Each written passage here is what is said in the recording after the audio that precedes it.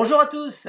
Aujourd'hui dans Voix Off Pro, j'accueille un personnage assez particulier, spécial, une espèce de petit animal, ou plutôt gros, ou petit, ou vert, ou avec des pattes. Enfin, on ne sait pas trop, c'est un espèce de caméléon, donc il prend différentes formes, différentes couleurs. Je veux parler bien sûr de Lorenzo Pancino. Lorenzo Pancino. On l'accueille tout de suite après le générique.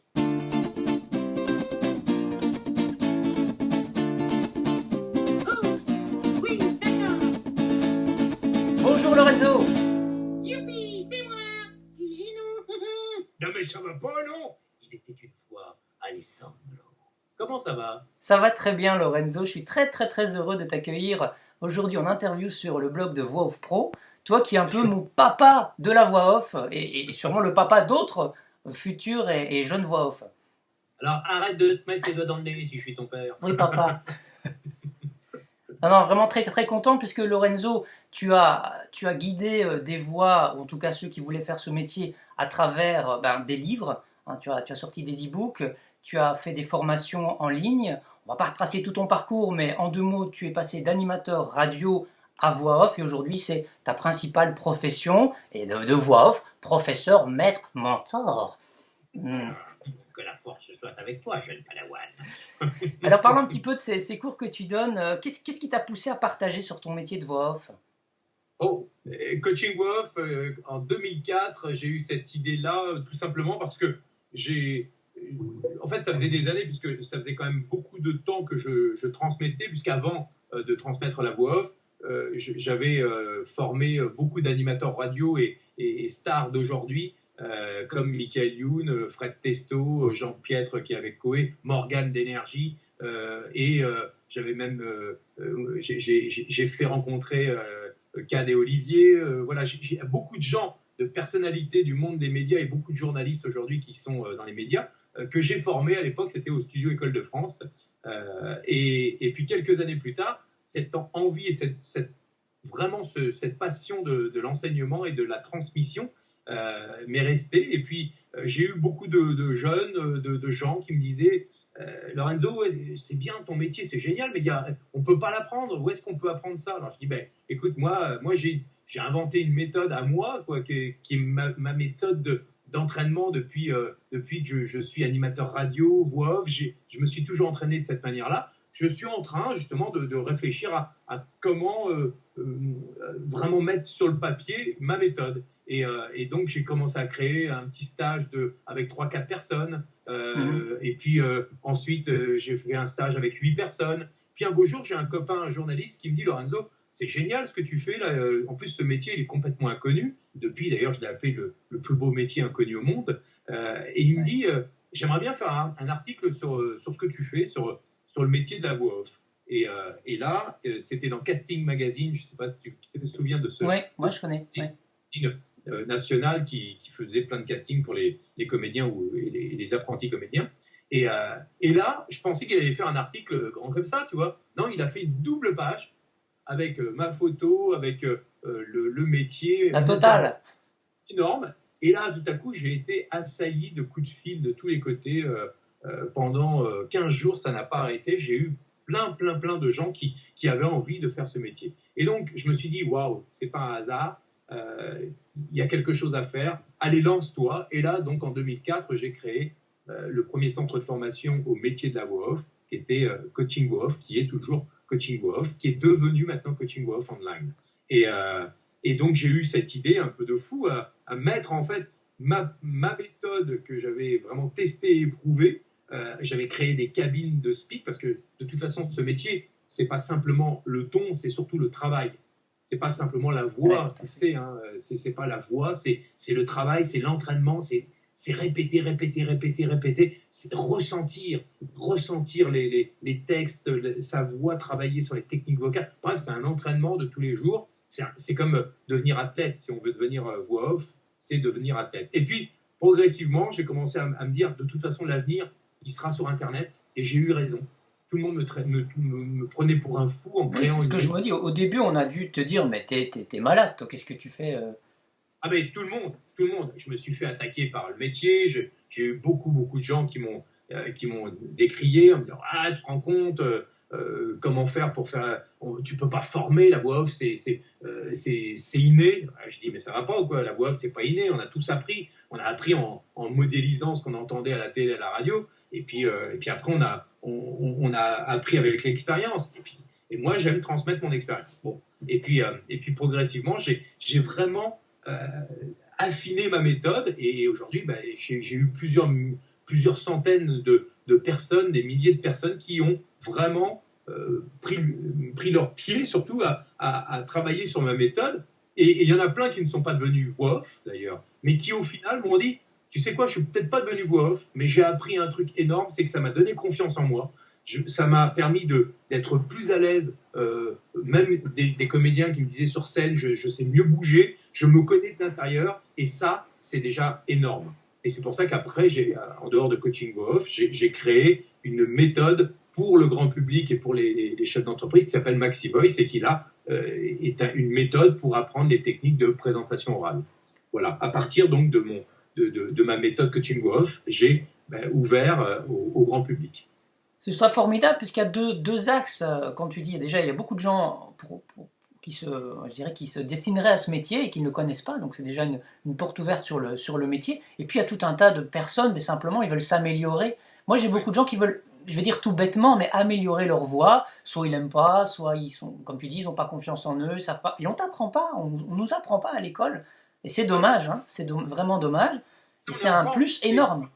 En France ou en Belgique, en tout cas dans les pays francophones, c'est assez rare. C'est typiquement anglophone, ça. Les Américains, dès le plus jeune âge, on leur apprend. Il y a des cours de théâtre aussi. On leur apprend à parler derrière un pupitre. En France, on nous bourre le crâne, mais on ne nous apprend pas à parler. On ne nous apprend pas à lire un texte.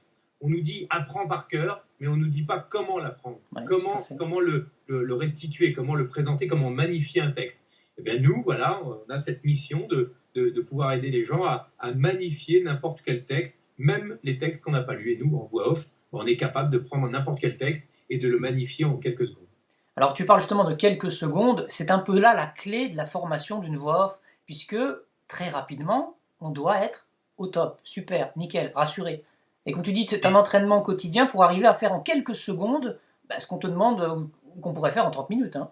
Exactement, c'est-à-dire que on ne réfléchit plus en fait. Quand on a un texte, la seule chose à laquelle on doit penser, c'est ok, c'est quoi ton texte? D'accord, c'est une pub. Ah, d'accord, c'est un institutionnel. D'accord, c'est un documentaire. Instantanément, ça doit générer une information dans un tiroir de l'imaginaire qui est là. On ouvre le tiroir et on sait que si on fait un ton institutionnel, on va avoir une voix posée, rassurante, classe, droite. Si c'est une voix, on sait que c'est une promo, on va avoir un ton beaucoup plus tonique. Si c'est une voix avec une signature sensuelle, on va ouvrir le tiroir du sensuel. On ne réfléchit pas et c'est là où on dit que la voix off, on s'en fiche complètement du texte. La seule chose qui compte, c'est l'intention. C'est en gros, on ouvre notre tiroir d'intention, on se positionne dedans et on trace. Et après, la seule chose, après, ce qui est important, après, c'est de mettre en avant le mot quand tu dis « il était une fois ». Une histoire extraordinaire. Si tu le fais, il était une fois une histoire extraordinaire. C'est pas du tout la même dimension, tu vois. On n'est plus sur le même produit, là. Découvrez un monde merveilleux. Découvrez un monde merveilleux. Tu vois? Découvrez un monde merveilleux. Tu vois la différence? Bah oui, bien sûr. Si tu donnes toutes tes émotions, toute ta maîtrise, ton implication et ta passion dans les mots, tout à coup, c'est ce qu'on appelle la magnificence du mot. Et pour ça, bon, comme pour beaucoup d'autres choses, il n'y a pas besoin d'être comédien. Néanmoins, il faut savoir jouer la comédie, ou en tout cas interpréter. Voilà, parce en fait, moi, alors ça, c'est ma vision. Il y a plein de gens qui sont pas du tout d'accord avec moi, qui disent que c'est un métier uniquement de comédien. Je ne suis pas d'accord avec ça. D'ailleurs, il y a beaucoup de gens qui viennent de la radio ou du monde des journalistes et qui ne sont pas du tout comédiens. Il y a des comédiens qui ne sont incapables de faire ce que des voix off font. C'est-à-dire, en gros, des speakers font. Parce que pour moi, il y a trois métiers bien distincts. Il y a le speaker qui, lui, a une belle voix et est capable de lire des textes et avoir est capable de poser et d'interpréter un texte. Encore une fois, je mets interpréter dans le sens de le magnifier, voilà, de lui donner un sens avec une belle voix. Et puis après, il y a les comédiens qui sont capables de jouer n'importe quel rôle et surtout de donner une vraie dimension à un texte. Et puis après, il y a le caméléon qui, lui, est capable de tout faire. Mais on a, sur certains métiers comme l'institutionnel, les voix off d'émissions de télé, les voix off journalistiques, des signatures, certaines bandes annonces télé, il n'y a pas besoin d'être comédien, il faut juste avoir un talent d'interprétation. Ouais. Et ça se travaille. C'est sûr que si tu ne comprends rien à ton texte, comme beaucoup de gens qui se lancent dans la voix off ne comprennent rien, ils ne lisent même pas le texte, le sens du texte, déjà donner un sens à un texte, c'est déjà l'interpréter. C'est évident qu'il faut un minimum d'interprétation. Quand tu es animateur radio, tu es en quelque sorte un peu comédien. Quand tu es animateur télé, tu es aussi un peu comédien. Tu n'es pas forcément le meilleur des comédiens, mais tu sais donner un sens aux mots.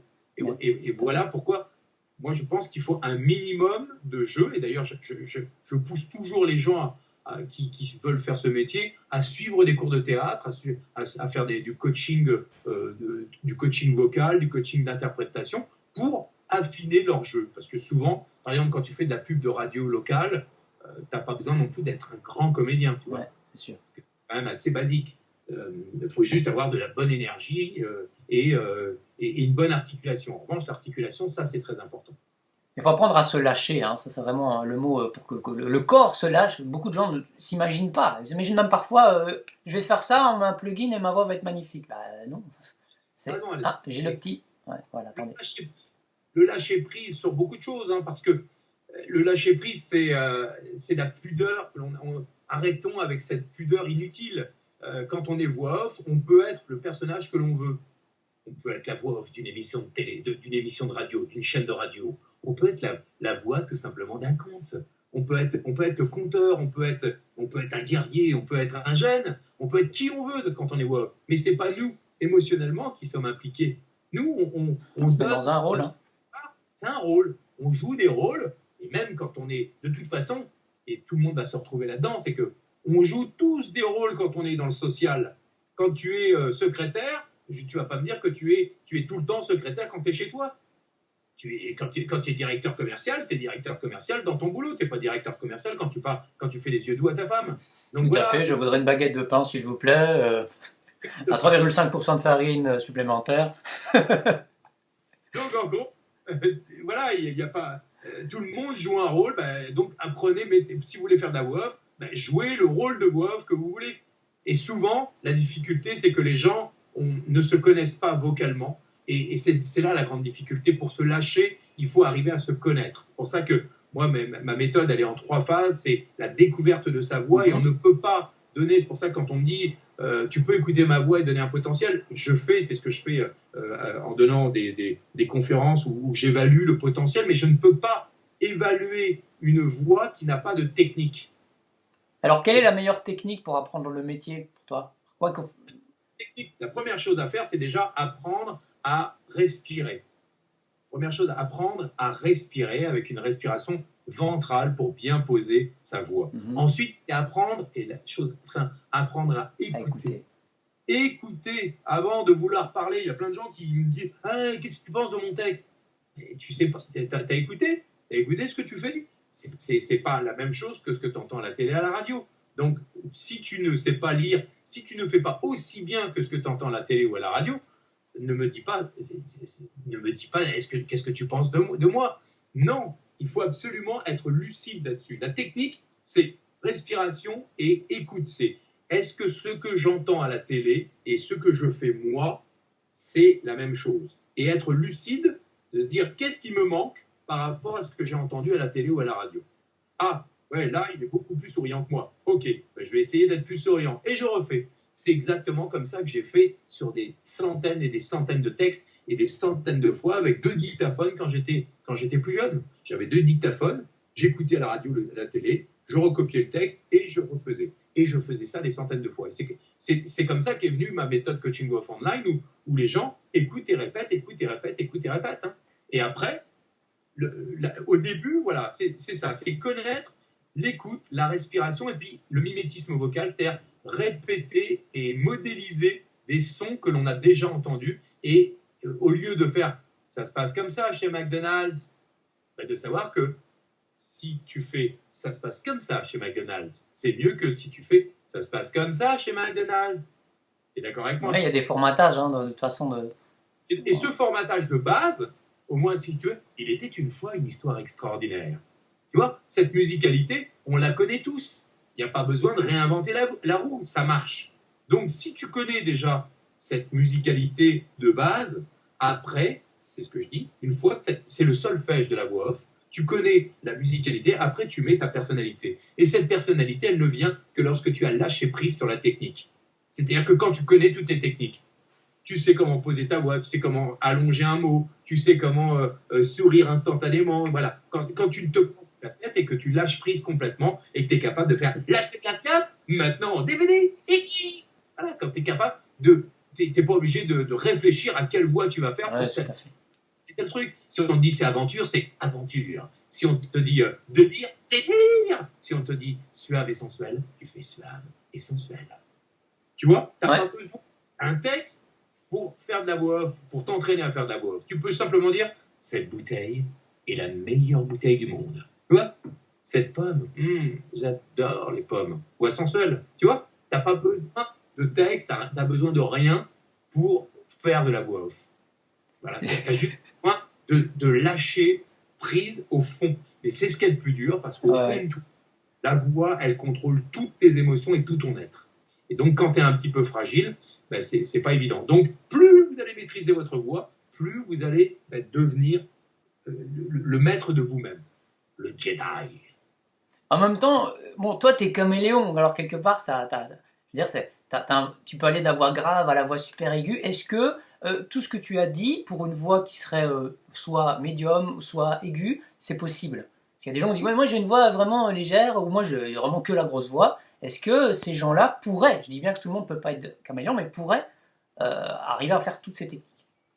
Mais oui, parce que avec ce que l'on a, moi je te fais ça avec ce que j'ai. Mais dans l'absolu, avoir beaucoup, c'est pas facile non plus. Parce qu'au début, moi par exemple, j'étais peut-être caméléon, mais on me cataloguait dans des trucs. Tu vois, on me disait, ah ouais, mais lui c'est que du délire ou du promo. Ouais. Parce que j'étais panique. On ne me prenait pas du tout sur l'institutionnel, le documentaire, tous les trucs posés. J'ai dû faire un DVD au début avec les voix plus naturelles, plus posées et plus cool. Parce que je voulais prendre un marché différent, tu vois. Donc, l'essentiel, c'est d'être lucide sur ce que l'on est capable de faire. C'est que si on a une voix jeune, ben, on est capable de faire. Attends, je vais faire.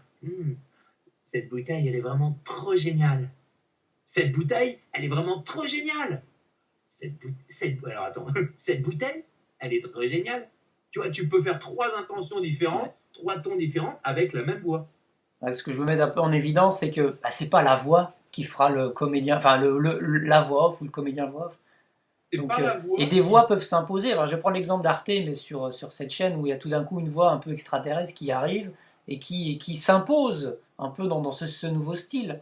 Parce que pour la chaîne, ça convient. Et puis voilà. Et on a sûrement plein des histoires comme ça. Sur Arte. Ouais, voilà, avec ce type. Après, on aime ou on n'aime pas hein, aussi, mais bon. Ça, c'est pas le problème de.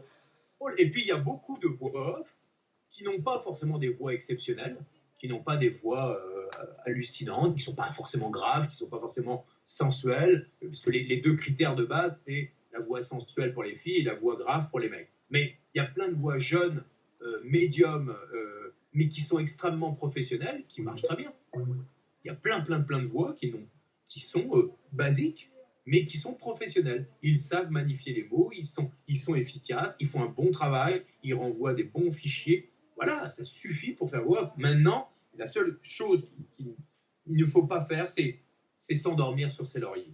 C'est se dire, ça y est, j'ai appris à faire de l'institutionnel, ça y est, je suis voix off.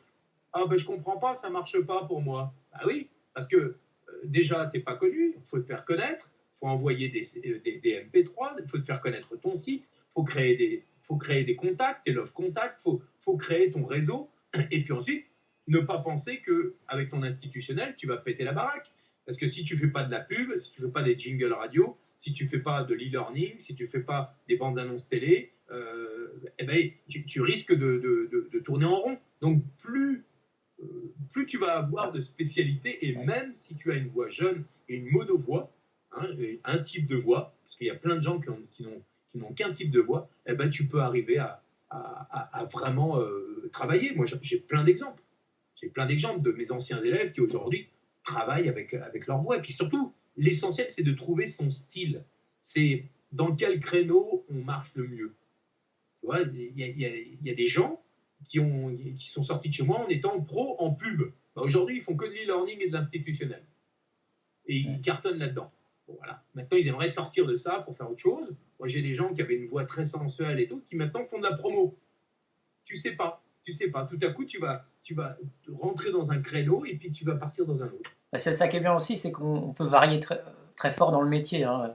Ce serait Et embêtant de rester installé à un endroit. Bah, ça marche si on aime, tant mieux, mais beaucoup de gens s'enterrent et surtout ne travaillent plus. C'est-à-dire qu'une fois que ça y est, bah c'est bon, je sais faire. Puis tu t'aperçois au bout de 2-3 ans que les gens ils t'appellent plus. Pourquoi? Bah parce qu'ils ne travaillent plus. Parce qu'ils ne montrent pas qu'ils ont progressé. Ils ne montrent pas qu'ils sont capables de faire autre chose. Moi, c'est un truc que j'ai dit, que je raconte dans mes bouquins, c'est que moi, je me souviens au tout début, je commençais, j'avais un type de client qui m'appelait souvent les trucs un peu promo, un peu délire, plein de voix de cartoon et tout ça. Il m'appelait, mais tous les autres ne m'appelaient pas. Les grosses boîtes de pub nationales ou autres ne m'appelaient pas. Et j'ai essayé de comprendre, donc j'ai analysé et tout, et je comprenais qu'en fait j'avais un ton trop un peu trop. Trop quoi, tu as dit? Un peu trop radio. Radio. C'est-à-dire un peu trop rentre dedans, tu vois. Et donc j'ai pris sur moi, j'ai analysé, j'ai dit ok, comment je vais faire? Je suis allé voir un coach vocal qui m'a appris à poser ma voix, à être beaucoup plus, à me servir de chaque petit truc de ma voix pour pouvoir l'affiner et être capable d'être beaucoup plus juste sur des mots, etc., etc. J'ai travaillé, j'ai investi sur moi et je n'ai pas arrêté de progresser et de m'améliorer. Et ça, c'est continuer de s'améliorer, de toujours travailler et de toujours, avec la même intensité, se faire connaître. La même intensité, progresser. Si on n'est pas suffisamment bon en documentaire, continuer dans le documentaire. Si on n'est pas suffisamment bon dans la bande-annonce télé, continuer à travailler et sans arrêt. Et toute cette expérience, donc, pour revenir sur ton cours, tu la partages, tu l'enseignes. Alors, qu'est-ce qu'on va trouver chez toi qu'on ne trouverait pas ailleurs? En 2 mots, quels sont les 3 avantages de ta méthode, de ton cours? Elle est très complète. C'est-à-dire qu'elle est vraiment complète, puis elle a été testée et prouvée. C'est-à-dire que c'est vraiment 30 ans d'expérience. C'est 30 ans c'est pas une méthode, voilà, c'est pas la méthode de Pierre-Paul Jacques. C'est ma méthode, j'ai pris à tout le monde, j'ai pris aux Américains aussi, et j'ai surtout, tout ce qu'il y a dans ma méthode, c'est mon parcours. C'est-à-dire que c'est comme ça que j'ai réussi moi. Donc j'ai vraiment donné dans cette méthode tout mon potentiel sur tout ce qui m'a permis de réussir. Voilà. Est-ce que. Voilà. Excuse-moi, j'ai plein de gens qui m'appellent en même temps. Donc, c'est déjà l'effet Voix Pro, là. Ça continue, là. J'ai vraiment travaillé sur ma méthode pour pouvoir la transmettre. Et il y a une chose importante, c'est qu'elle est très généreuse. C'est que je donne tout. Je donne tout. Moi, je ne crois pas à la concurrence. Je ne crois pas aux gens qui disent les gens ils vont te bouffer ton boulot. Bah ouais. Moi, j'ai plein de mes anciens élèves qui aujourd'hui m'ont pris du travail, qui ont pris qui ont gagné des castings là où je les ai plus eu parce que je suis plus vieux. Et alors. C'est la vie, hein, en même temps. Hein. Ça arrivera toujours à un moment donné. Hein. Et pour moi, ce ne sont pas des concurrences. C'est juste une évolution. Eux, ils n'ont pas les choses que j'ai. Et eux, ils ont pris une partie du marché. Moi, voilà. C'est juste, c'est l'évolution. C'est l'évolution. Et pour moi, je trouve que c'est ce qui est le plus important. C'est de se dire, d'être généreux, de partager les choses. Et plus on partage, plus ça te revient en abondance. Parce qu'aujourd'hui, moi, je suis ravi. C'est que je vois toute la communauté voix off, du club voix off et de coaching voix off. Elle est énorme. Les gens ils créent des clubs entre eux, ils vont s'entraîner chez eux, chez les uns, chez les autres, ils font des soirées entre eux, et je trouve ça génial. Il y a un forum où les gens ils partagent, ils s'aident, comment on fait pour monter sa boîte, comment on fait pour... C'est génial, et moi je trouve ça extraordinaire de voir que l'énergie que j'ai mis au départ, eh bien, elle elle est propagée partout sur le net. Et Mais c'est génial. les gens, enfin j'ai les gens, les voix off en devenir ont des attentes. Hein. Moi, j'ai des gens qui me disent quel micro choisir, comment faire son home studio, des choses comme ça. Les gens se lancent et essayent d'évoluer. Combien de temps il faudrait pour toi, si on va dire, on suit ta méthode de zéro, voilà, on découvre coaching voix off, on dit ça m'intéresse, tiens, on a un boulot à côté peut-être ou pas. Parce qu'il y a beaucoup de jeunes, hein. Moi j'ai des gens on va dire 14, 15, 16 ans qui déjà sont intéressés, mais vraiment à fond là-dedans. Combien de temps il faut pour, on va dire, aller au bout de ta méthode et en vivre? Alors, déjà, avant de commencer, c'est comme je disais tout à l'heure, le potentiel ne peut se faire qu'à partir du moment où on a un minimum de technique, minimum d'oreilles, minimum de technique vocale et savoir reconnaître une musicalité d'un texte. Voilà, c'est un minimum. C'est ce que moi je propose dans ma formation débutant. C'est en gros, avant de savoir si vous êtes fait, ne vous engagez pas sur une formation, ça ne sert à rien du tout. Seule chose, c'est apprenez les techniques de base. C'est pour ça que j'ai fait moi une méthode extrêmement déjà peu onéreuse qui te permet d'apprendre des techniques de base, de techniques vocales, diction, articulation, savoir reconnaître une spécialité d'un autre. Voilà, connaître le métier, c'est une base. Si tu veux faire ce métier, il faut au moins connaître la base du métier. Et puis, si tu veux, une fois que voilà, on sait que tu as un potentiel parce que tu as déjà une bonne technique, et bien là, à partir de là, il faut compter environ entre 5, je dirais 5 mois, tout dépend de ton niveau, hein, encore une fois, tout dépend de ton niveau. Si vraiment tu n'es plus dans le lâcher-prise, c'est-à-dire que tu t'amuses, en 3 mois de temps, devenir voix off. Moi, j'ai plein d'exemples. En 3 mois de temps, devenir professionnel dans une ou deux spécialités si tu bosses 4 heures par jour. D'accord? Après, en moyenne, pour vraiment devenir professionnel, il faut 1 an. 1 an, voire 1 an et demi. D'accord? Si tu n'as pas le temps de t'entraîner tous les jours, etc. Voilà. Moi, je dis entre 3 mois et 1 an en moyenne pour une ou deux spécialités. D'accord? Et puis après, pour en vivre, et ça, c'est là où c'est moins évident, pour en vivre. Moi, j'ai un élève qui s'appelle William Crow qui a fini sa formation en décembre dernier. Aujourd'hui, il en vit.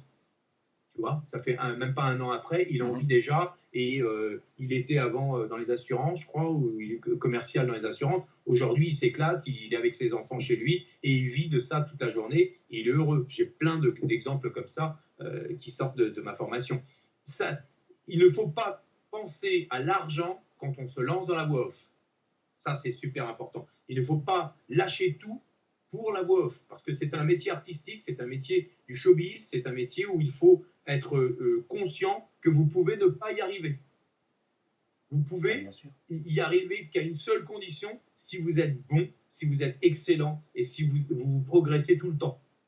Parce qu'on ne peut pas y arriver tout simplement en se disant... déjà, les gens qui me disent « Ouais, mais y a-t-il du travail derrière ?» C'est incroyable. C'est comme si voilà, est-ce que je peux devenir star si je me rends dans un cours de théâtre? C'est absurde. Y a-t-il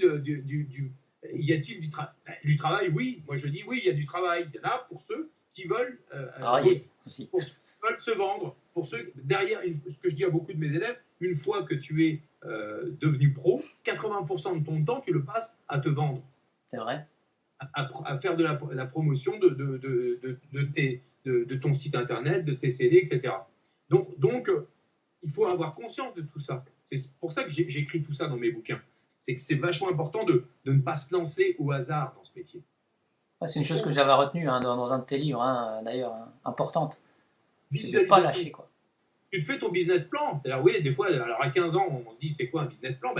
Oui, tu te fais un plan de carrière, tu te dis, ok, je me forme pendant 2 ans où j'apprends vraiment le métier. Arrêtons de croire qu'on peut apprendre en 2 semaines. Ouais, il y a des gens qui font des stages de 15 jours qui disent, d'ailleurs, tu peux être voix off. Arrêtons. C'est pas vrai, tu peux pas être voix off en 15 jours.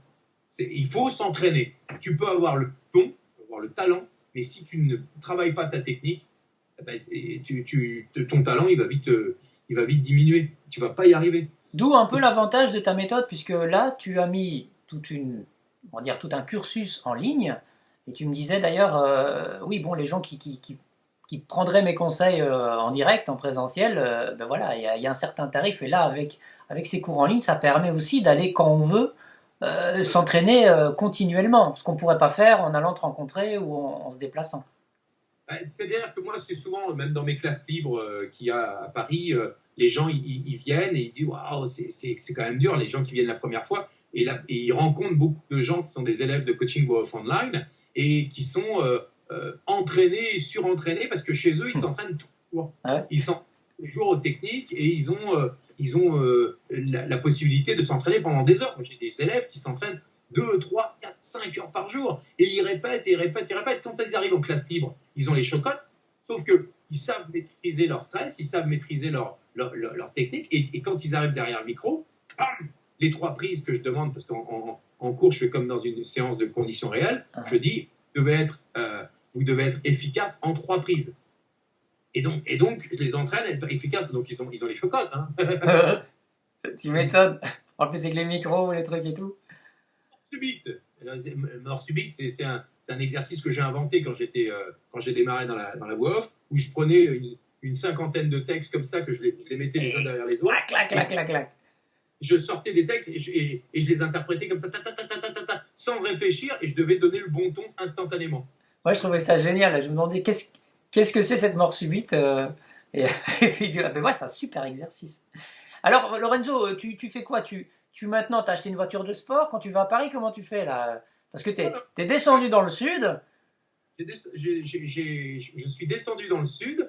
J'ai acheté ma maison que je rêvais d'avoir depuis que j'avais mis dans ma visualisation, parce que moi je marche beaucoup par visualisation, et je savais que j'allais offrir à mes enfants une maison avec une piscine dans le sud, voilà. Et donc on y est. J'ai surtout transféré toute ma vie, et donc ma vie professionnelle dans le sud, et j'ai acheté un TGV directement pour revenir à Paris. Ben voilà, c'est beaucoup plus pratique. Je déconne. Non, mais je suis à 2h50 de Paris. J'ai tout mon studio, vous voyez, là, ici. C'est important, c'est que j'ai construit une cabine speak de 2,50 m où j'enregistre le dîner presque parfait en direct pour M6 et la Belgique. C'est important parce que je fais les deux pays. Je fais les voix pour Radio Contact en Belgique, ici aussi, pour FGLG Radio, les campagnes de DVD de pub comme L'Âge de Glace en ce moment, je les ai enregistrées ici. Donc aujourd'hui, je suis dans l'avenir de la voix off, c'est-à-dire que j'ai installé de chez moi, pour être près de mes enfants et de ma femme, un studio idéal où je fais mes formations, je coach d'ici, j'ai tout ce qu'il faut depuis chez moi. Voilà, moi j'ai plus l'envie forcément d'aller dans tous les studios. Il y a beaucoup de gens qui font ce métier pour aller en studio, ce que je comprends. Mais aujourd'hui, moi je suis dans l'avenir de la voix off, c'est-à-dire que j'ai ce qu'on appelle un codec. Un codec, il y a beaucoup de pays où les gens travaillent comme ça. C'est un codec qui se branche directement au micro et au casque.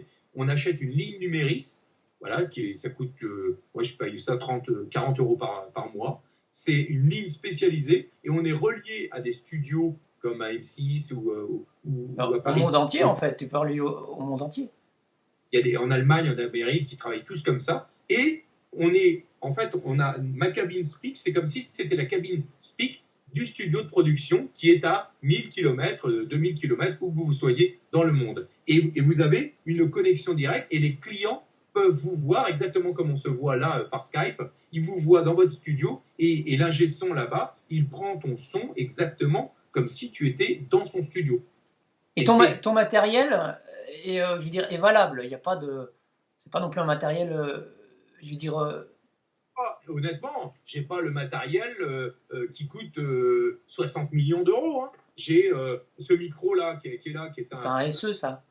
Non, c'est un Z3300, c'est la gamme au-dessus. Je l'ai payé 450 euros. J'ai un SE qui est là, avec mon Reflection Filter, je sais pas si tu le vois. Ouais. Filter qui est là. Dedans, j'en ai un qui a, on le voit pas là, mais j'en ai un j'ai un 2200 à tube. Voilà, je crois qu'il coûte 320 euros. J'avais un Neumann avant, le son était moins bon. Non pas que le son du Neumann était pas bon, mais prenez tellement, beaucoup de gens prennent des Neumann, mais quand on est off chez soi, il faut avoir une cabine speak absolument. Ah oui, ça prend tout. Hein. Moi, j'en ai un, il faut vraiment que ce soit nickel. Ce soit nickel au niveau insonorisation. Donc, moi, j'ai pris des micros qui sont très bons et qui sont largement suffisants. J'ai mis de la mousse voilà, j'ai fait venir un technicien spécialisé dans la sonorisation. J'ai mis de la mousse. J'ai un reflection filter en plus devant mes micros pour capter les moindres résonances. Derrière aussi, j'ai un autre reflection filter. Voilà, je me suis fait plaisir, je me suis fait une belle cabine, mais elle m'a coûté quoi? Je dirais que pour... Peut-être 2000 euros. Allez. Même Même pas. pas. Même pas. Dans les 2000 euros, tu as l'ordinateur, quoi. Ouais, ouais. Voilà, il est rentabilisé déjà depuis 4 ans, mon ordinateur. Donc, tu vois, j'ai pas grand-chose. Aujourd'hui, avec simplement le reflection filter, tu te mets dans ton placard, tu te mets des fringues partout autour de toi, tu te fais ta voix off. Et j'en connais qui font ça comme ça, tu vois. Bah, tu nous montres encore aujourd'hui qu'en tout cas, bah, quand on veut une voix, qu'on apprécie une voix, bah, on la garde même quand elle est à plusieurs milliers de kilomètres de son lieu habituel de travail, et que tu continues à t'amuser à faire des voix, hein, monsieur Pancino. Et donc merci beaucoup en tout cas de tout ce partage que tu as fait de connaissances, de savoir. J'invite évidemment, je mettrai un lien avec... je ne sais pas si tu continues à faire un webinaire ici, tu vas en relancer un, mais... Je ne sais pas quand est-ce que tu vas diffuser cette... bah écoute, je vais essayer de pas traîner, mais voilà, je sais pas donner de délai là dans l'immédiat. Ce sera fait... un webinaire, mais surtout, c'est que la grande nouvelle, c'est que ma méthode, bientôt, elle va être disponible en dehors de l'aspect webinaire et conférence, et que j'ai inventé un système qui va permettre de faire des masterclass online. C'est-à-dire que, tu vois là, comme on est là, Ouais. ben, je vais coacher 4 ou 5 personnes comme dans une classe libre, en direct, là, comme ça. Et surtout, c'est que je vais pouvoir inviter Les gens regardez.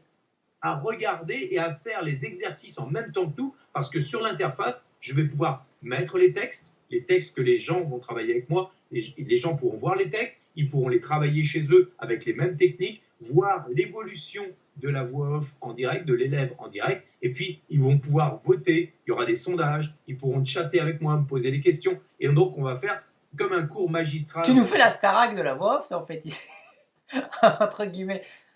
Je vais faire la même chose. Moi, tu sais, j'aime ce côté partage. C'est pas la Starac, moi, je pense que l'avenir, il est sur le net, et que si les gens ont envie de faire ce métier, ben, qu'ils se donnent les moyens. Moi, je vais donner les moyens techniques d'apprendre à faire ce métier. Maintenant, tout le monde ne réussira pas. Et ça, quand on me dit, il y a mes détracteurs qui me disent « Ouais, tu mets sur le marché plein de gens », c'est faux, je ne mets pas sur le marché plein de gens. Je donne les moyens aux gens qui en ont envie de devenir voix off. Ceux qui n'y arriveront pas, ce sont ceux qui n'auront pas les moyens, les ressources humaines. C'est-à-dire que si tu t'accroches pas dans ce métier, tu n'y arrives pas. C'est pas croire que simplement parce que tu as une voix et que tu as un petit peu de talent, tu vas y arriver. C'est faux. Il faut s'accrocher, c'est pas simple. Tout le monde n'y arrive pas. Mais en revanche, une fois que tu y arrives, une fois que tu chopes 1, 2, 3 clients et que tu es bon et que tu es fidèle, que tu es généreux, disponible, eh bien, tu peux faire une grande carrière dans la voix off. Et à ce moment-là, tu peux gagner de l'argent. Mais avant, faut oublier. Et surtout pas croire que c'est simple et qu'on y arrive comme ça. En revanche, tous ceux qui ont réussi, qui sont sortis de mes formations, aujourd'hui, ils ont une patate, ils ont une envie de vivre et de faire ce métier. C'est extraordinaire parce qu'ils donnent tout, ils ont un esprit positif, et c'est ça qui est par-dessus tout est génial. C'est qu'on a réussi à créer un état d'esprit dans cette formation qui est propre à ce que j'ai voulu créer au départ, c'est-à-dire la générosité, l'échange et le partage. Voilà. C'est super ça.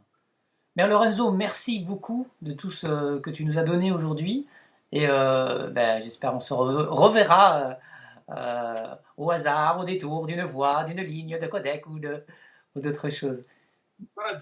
Si tu veux venir partager aussi ton expérience, justement dans mes masterclass, les gens aimeraient aussi entendre ton expérience, ta propre expérience. Tu peux venir, on fera la même chose, ton interview, mais avec ton expérience pour le club voix off et pour coaching voix off. Avec plaisir. Moi, je suis surtout quand même axé, je vais dire parce que je parle de voix off, mais sur le doublage. Et ça, pour le montrer, c'est un petit peu plus complexe par rapport au matériel et même aux droits d'image, etc. Mais attends, parce que je ne t'entends pas. Je t'invite quand tu veux. Ah ouais, c'est gentil. Mais en tout cas, tout ce qui est interpréter un personnage en quelques secondes, arriver à choper son énergie. Nous, on fait que du copier-coller hein, de l'anglais en français, du chinois en français, de n'importe quelle langue VO à la langue VF, quoi. Mais c'est un métier qui est, bien que ce soit de la voix, qui n'a quand même rien à voir pour moi avec la voix off. Ah, c'est un cousin, parce que c'est de C'est la un voix. cousin.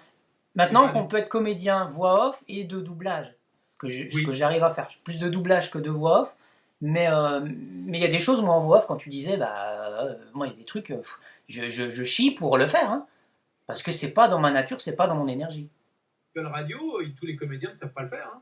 Ah, Donc, c'est sûr. c'est vrai que institutionnel, savoir faire une belle voix de fin de pub, de signature, tout le monde ne sait pas faire. Voilà. Alessandra, Merci encore beaucoup pour ton temps, ta disponibilité, Lorenzo, et à très bientôt. bientôt, ciao, ciao. Voilà, c'était l'interview de Lorenzo sur VoV Pro. Je vous dis à très bientôt pour de nouvelles vidéos sur vovpro.tv.